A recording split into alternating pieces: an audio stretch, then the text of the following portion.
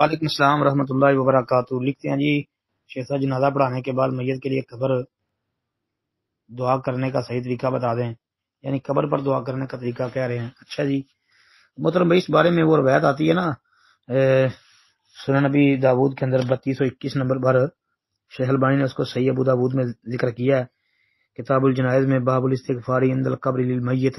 امام ابو داود نے یہ باب قائم کیا ہے، مستدرک حاکم وغیرہ کے اندر بھی یہ موجود ہے۔ تو اس میں آپ علیہ الصلوۃ والسلام نے یہ بات پھر بیان فرمائی، جب میت کی تدفین سے فارغ ہوتے آپ صلی اللہ علیہ وسلم تو اس پر ٹھہرتے اور فرماتے استغفروا لاخیکم، کہ اپنے بھائی کے لیے بخشش طلب کرو، اور ساتھ اس کی وجہ یہ بیان کرتے اس لیے کہ ثابت قدمی کا سوال کرو، یقیناً اس سے اب سوال کیا جا رہا ہے۔ تو یہ وہ دعا کا وقت ہوتا ہے، لہذا میت کے لیے دعا کرنی چاہیے۔ اب باقی یہ جو کہ نماز جنازہ جب ہم پڑھتے ہیں تو جنازہ پڑھ کے سلام پھیرنے کے بعد پھر لوگ جو ہے امام اور مقتدی مل کے ہاتھ اٹھا لیتے ہیں، اب وہ ثابت نہیں ہے۔